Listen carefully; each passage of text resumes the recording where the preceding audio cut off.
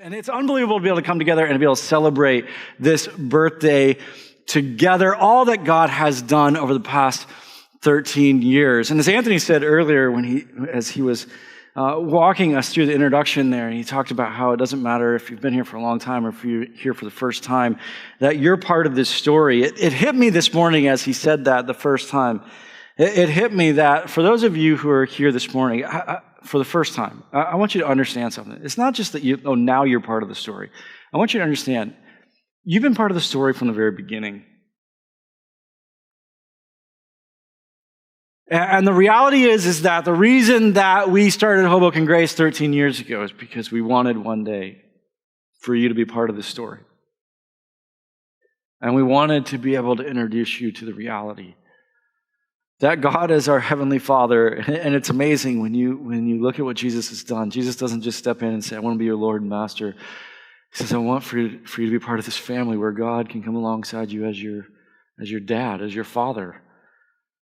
And we wanted for you to be able to experience Him coming alongside of you and taking you by the hand and helping you to understand what this whole journey, what life is all about, who He is, the incredible relationship that you can have with Him.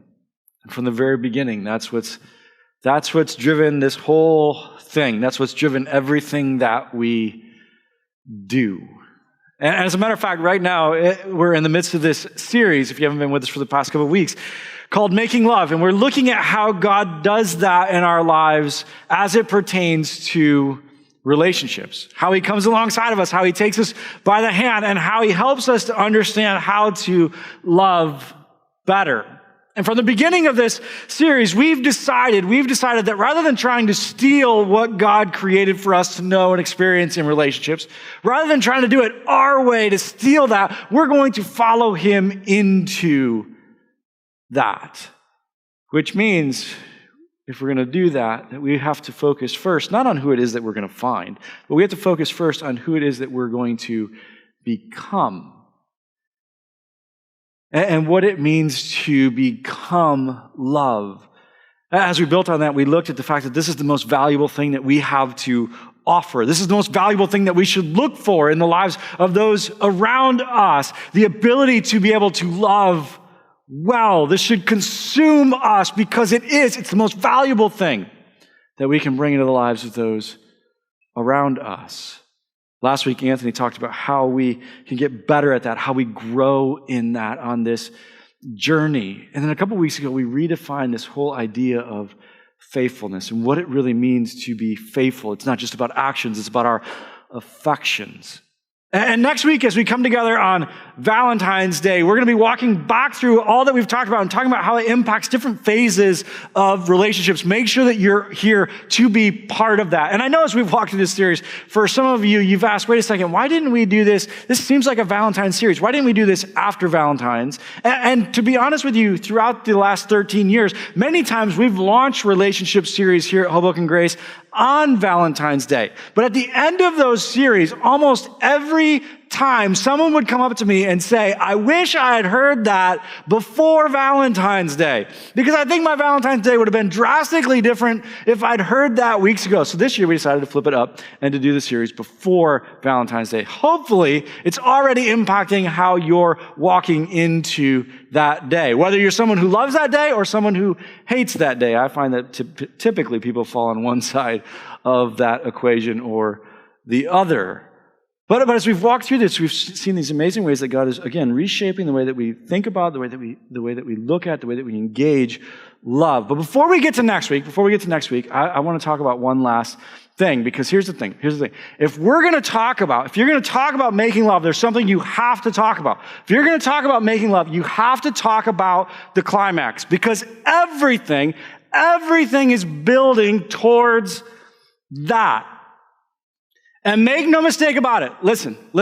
What you believe the dream of love is, what you believe the pinnacle of love is, what you believe the climax of relationships are, it changes everything. It impacts the entire journey. What you believe the dream is. One of the things that I tell couples every time I officiate a wedding, or almost every time I officiate a wedding, is I tell them, I say, I love weddings. And typically people will say, oh, you love weddings because of the dancing, you love weddings because of being around all the people. If you know me, you know that's not why I love weddings. But what I do love about weddings, and it usually surprises them when I say it, because I say what I love about weddings is the potential. Now, they don't typically think about weddings in terms of potential, because most of the time when a couple gets to the wedding, they think, okay, we've hit the pinnacle. This is the peak. This is as good as it gets. And I tell them, listen, if that's what you think, if that's how you're walking into this day, you're in trouble. And you have sold yourself so far short of what's possible, because this is not in any way, shape, or form the pinnacle or the peak. This is just the beginning. And there's something so much greater in store in the future. If you have the right dream. Because if the dream was just the wedding, well, that's not a celebration, that's a tragedy. And make no mistake about it, there are plenty of couples where that's the dream. And because that's the dream, everything that follows, well, it doesn't build up, it falls apart. The dream that you have, what you believe is the ultimate, what you believe is the pinnacle, it matters. It matters. And make no mistake about it. Listen to me. The world that you live in, the culture that you live in, the world around us, is trying to sell you a dream.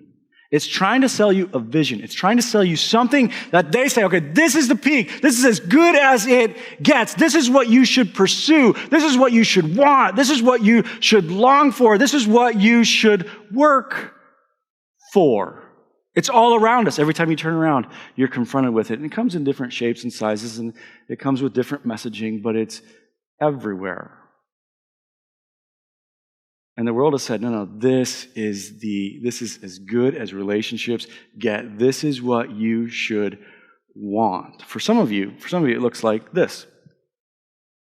Now, some of you know who this is. Some of you don't. I didn't know who this was. I'll be honest with you. I'm just going to come clean. But recently here at Hoboken Grace, we've begun to bring in college interns. So I've realized, well, if I'm going to stay relevant, I got to talk to them. So I went and asked them. I said, well, who's the hot young couple? And they said, well, this is the hot young couple, even though they're kind of on again, off again. If you know anything about them, and some of you know their story, and they're just best friends right now. But we'll see how that works out. And you look at this and say, okay, this is now for some of you. This isn't. You don't connect with this one so much. For you, it looks more like this. And this is it, right? Without the mustache, it's disturbing. I'll be honest with you.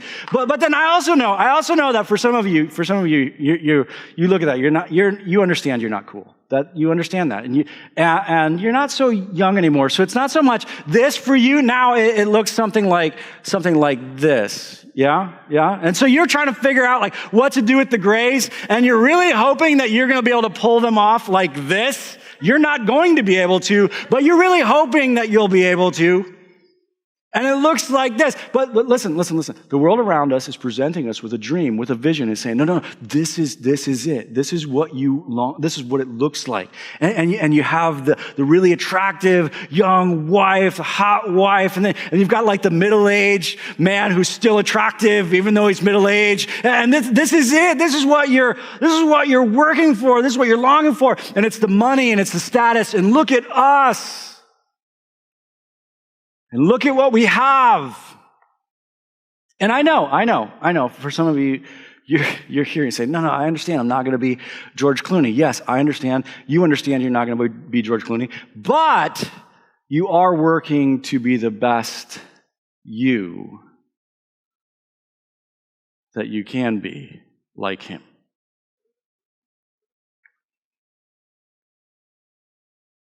I know I'm never going to be able to be him, but I'm going to be as much like him with what I have as possible. And the world steps in and says, okay, this is the dream, this is the vision. And make no mistake about it. Listen. Make no mistake about it. Our world spends their life chasing this. Even when this is long past. And your vision, what your vision impacts, what you believe the dream is, it impacts everything. It impacts what you spend your money on. The amount of money that's spent in our culture and in our country to look like this is phenomenal. Because this is the dream.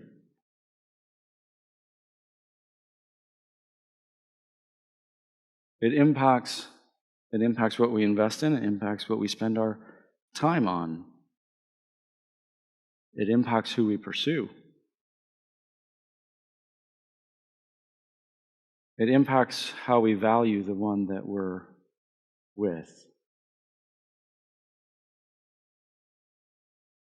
It impacts the entire journey. And I'm aware of the fact that some of you are going to be here and say, no, that doesn't impact me. Yes, it does. Listen. Whenever you think that the culture isn't impacting you, you are in a dangerous place. It is impacting you, and if you're not aware of how it's impacting you, it's probably impacting you more than you could possibly know.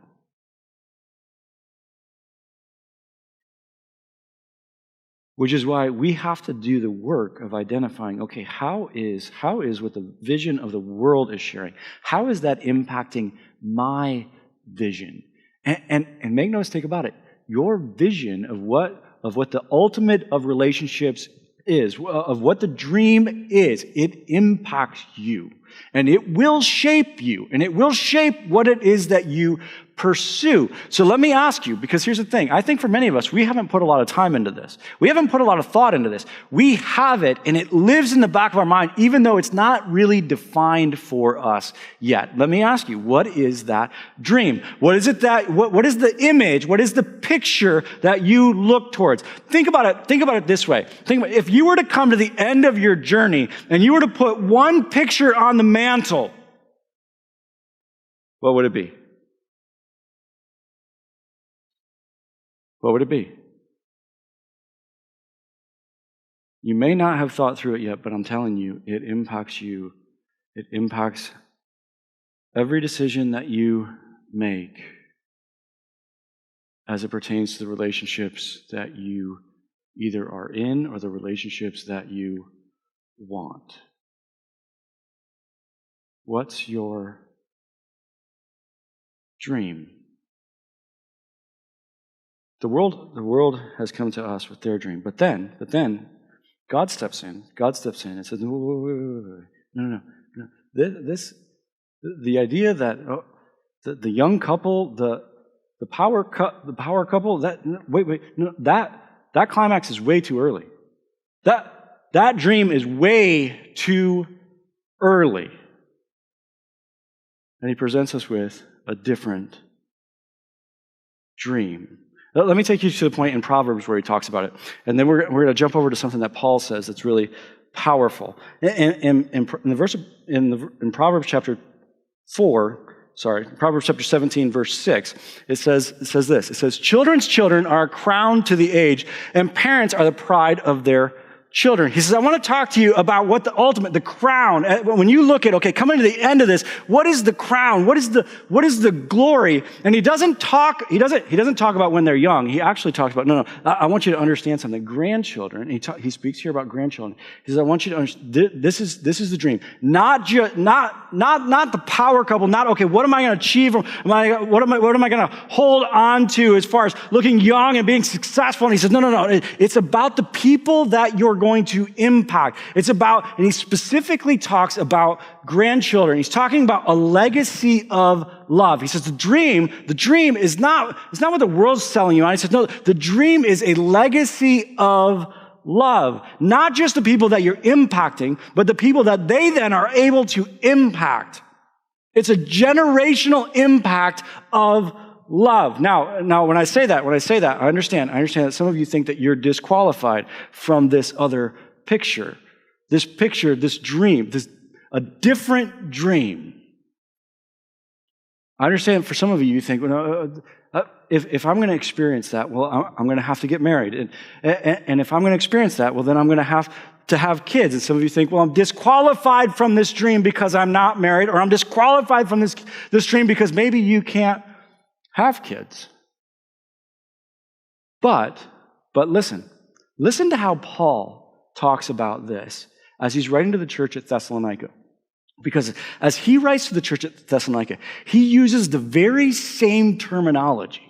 He uses the very same terminology as the writer of Proverbs. And he talks about the dream, and he talks about the glory and the crown, what it is that you should be working for, what it is that he's working for, what it is that he longs for. But listen to how he says it. 1 Thessalonians chapter 2, verse 19. It says, "For what is our hope, our joy, or the crown in which we will glory?" He uses the same terminology. He says, this is the crown. This is what I'm longing for. This is the picture that I want on the mantle. What is it? What is that? What is that hope, joy, crown in the presence of our Lord and Jesus when he comes? Listen to what he says. He says, "Is it not you? Indeed, you are our glory and our joy." Paul steps into this, and I love how he uses this very same terminology that the writer of Proverbs does, because the writer of Proverbs is like, no, it's generation, the goal, the crown, the joy. It's generational impact. It's a legacy of love. And Paul comes along and says, no, you are that legacy for us. Now pay attention to this, because listen, for those of you who aren't married and for those of you who can't have kids, Paul was not married. And Paul never had kids. But Paul didn't see that as something that kept him from the dream that God had of what it was that he could experience in relationships. He didn't see that as keeping him from the vision that God had of a legacy of love, of a generational impact when it comes to love, which is why he said, no, my crown of joy, it's not part of something that's in my immediate family. It's something that's happening in my spiritual family. And here's the thing. It doesn't matter who you are, where you've been, or what you've done. Jesus gave his life for you to know family. You do not need to get married to experience family. You do not need to have kids to experience family. And one of the things that's so powerful about this service is that as you look around the service, you see all these orange shirts. It's individuals who've decided, no, I'm going to be incredibly significant in God's family. I'm going to invest in the little ones who are part of our family. It's interesting today as we come together on our 13th birthday, as we were talking through this, and as I was speaking in the last service, it hit me that there was an individual who was part of that service that has so powerfully lived this out. Because since the beginning of Hoboken Grace, it has been Anna and I. We're the only two left from the beginning except for one other person. And that person, for the last 13 years, has invested in the little ones who are part of our family.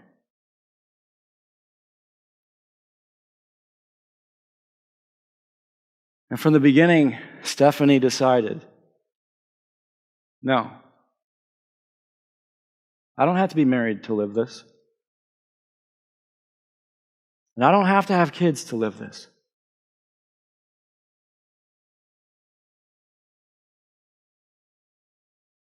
And one of the most amazing things is that you could go upstairs to our kids area and you could start at 5th grade. You could actually go one step beyond that and start at 6th grade and work your way down through each and every one of those kids. And she has impacted every single one.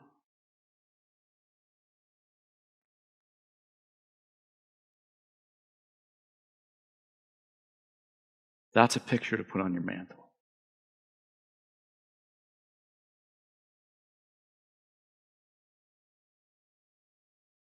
That's a legacy of love.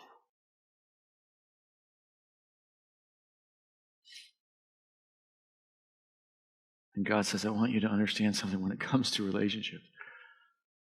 That's the dream. The dream isn't that you'll be able to hold on to your youth. The dream isn't that you'll have the status and everyone look at you, oh, wow, look at them. He said, no, that's not the dream. You'll somehow be able to stay young. It's not the dream.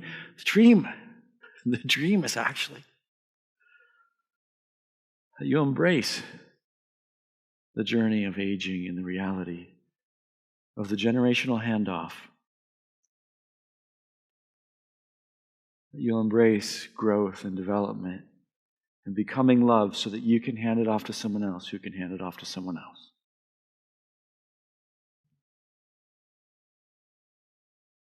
That you can look back at the end of it and know that you have a legacy of love. There's not just one, but that there are hundreds, if not thousands of people who are different, whose lives are different, who love differently because of how you love them. God says, don't buy into the wrong dream. That's not even close to the pinnacle of how good it can get, of what it can be, of what it can look like. And make no mistake about it. Listen to me. What that dream is, it shapes us. This is why as the scriptures talk to us about how we transform our lives, about how we engage this journey, the scriptures don't just talk about what we do. It talks about what we think. Listen to what it says in Proverbs chapter 23. It's talking about who we hang out with. But in the midst of that, he shares this really powerful principle. He says, do not eat the bread of a selfish man or desire his delicacies. And then he says this really powerful principle. For as he thinks within himself, so he is. He's talking about who it is that we are companions with. And he says, I want you to understand something. For someone who has that selfish mindset, who thinks that way about, he says, it's not just about, it doesn't just impact what he thinks. It actually impacts who it is that he becomes. Which is also why in Romans chapter 12, when God says, okay, I don't want for you to conform to this world. I want for you to live the life that I'm calling you to. And he doesn't just say, so you need to change what you do. Listen what he says. He says, and do not be conformed to this world, but be transformed by the renewing of your mind. He says, how is it that we make sure that we're not conformed to this world? And he's talking here that we don't buy into the dream of this world, that we don't buy into their vision of what this is supposed to look like. Well, how do you do that? You have to change what you think. You have to change that vision. You have to take captive what it is that consumes your thoughts. So you have to renew your mind. It's not just in these two passages. It's all throughout the scriptures. Proverbs chapter 4, above all else, guard your heart, for it is a wellspring of life. He says, no, what's inside is going to come outside. It works its way out. Romans chapter 8, for to set the mind on the flesh is death, but to set the mind on the spirit is life and peace. You have to pay attention to what it is that you think, not just what you do, what that vision is.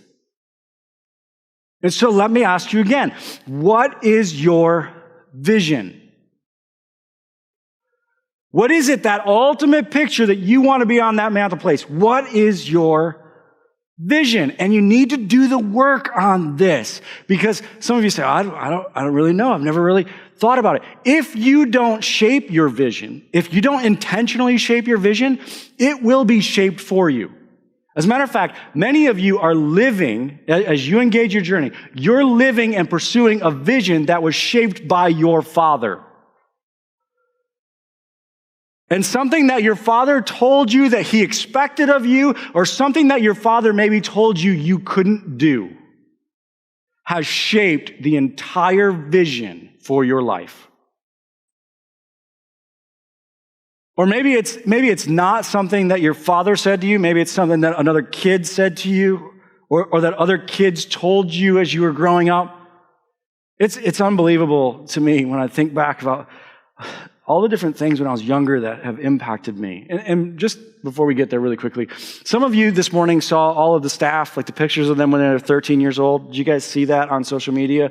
Some of you may have seen that. If not, go out and check it out afterwards. Well, the staff was really upset because there was no picture of me on there. And to be honest with you, I reached out to my mom to get it, but she just didn't send it back to me until actually, I think yesterday she sent it to my wife. And I thought it only fair to let you see, okay, yes, this is me at the age of 13. My son saw this morning and was incredibly embarrassed.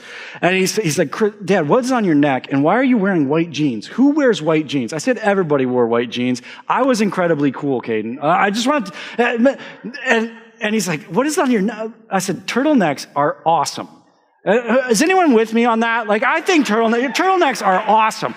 Yeah, but the only person who can pull it off in today's culture is Tom Brady. As a matter of fact, he'll probably wear one today. I'm really hoping they come back at one point, but they haven't yet. But it's amazing to me how many things that were said to this individual that still impact me today, that shaped my vision of who it was that I was going to become and what it was that I was going to pursue. One of the things that drives me crazy is that when I was a senior in high school, as seniors, you vote for all these different things about people in your class. And inside my class, I was voted as the most likely to succeed. Do you know how many times I think about whether or not I'm living up to that? That is so stupid. It is completely meaningless. And yet, for some reason, I give it all of this weight in my life that I'm supposed to be living up to, and I need to. And I'm like, what is wrong with me? Have you ever sat there and thought that? Like, what is wrong with me that these voices keep impacting my vision of who it is that I'm going to become? Listen, if you don't intentionally shape your vision, it will be shaped for you by someone or something else. And then it will shape you.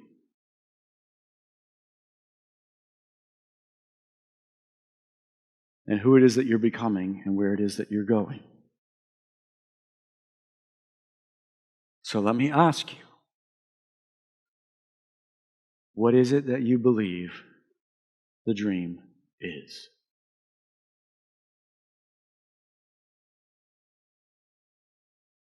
It's so important. If you buy into the world's dream, it's going to drastically impact who it is that you pursue. And how attractive they are, and their status or their wealth, how cool they are. All these things are going to be incredibly important, even though they have almost no impact on whether you'll be able to build a legacy of love. Some of them might even work against it.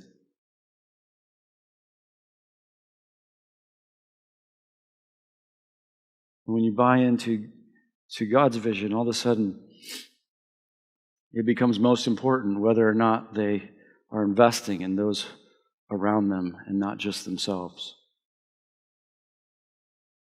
I had a conversation with someone the other day, and they were talking about who they were pursuing, and I actually asked them this question because I was preparing for this message, so I wanted to have a good illustration. And as we were talking, I said, well, how are they at loving? And they said, well, we've only been together a couple months. I'm not really sure that I know the answer to that question. And I said, well, have you invited them to serve with you? And they said, no, we're not at that point yet. We're not at that point yet.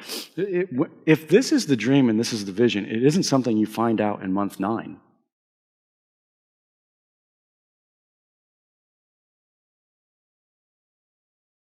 And for a lot of us, we're really busy finding out all these things, but we haven't done anything to find out about this. And for some of you, you're pursuing someone who's going to give you the wedding, but they're not actually someone who can help you build a marriage that leaves a legacy of love.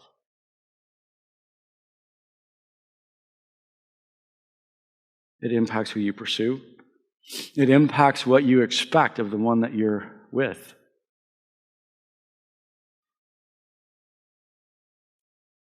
And whether you expect them to live up to this, and it's not always attraction, sometimes it's a way of life. And over the past 13 years, I've had conversation after conversation with individuals who said, no, I just want a different way of life, and he can't give that to me.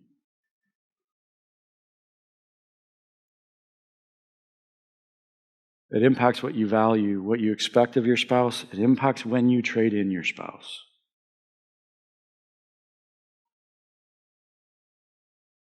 It impacts the way that we raise our kids. It drastically impacts how you respond when your kid accidentally dents your car.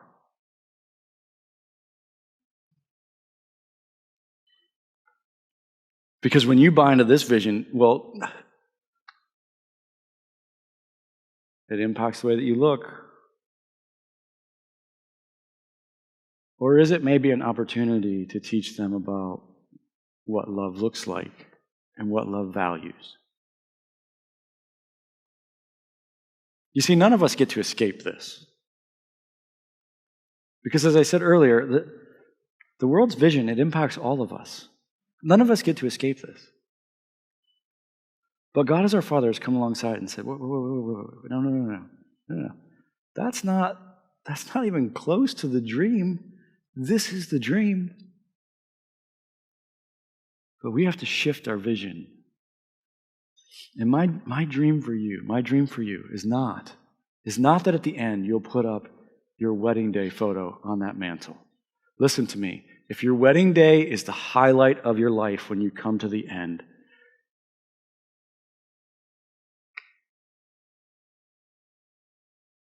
you've fallen short.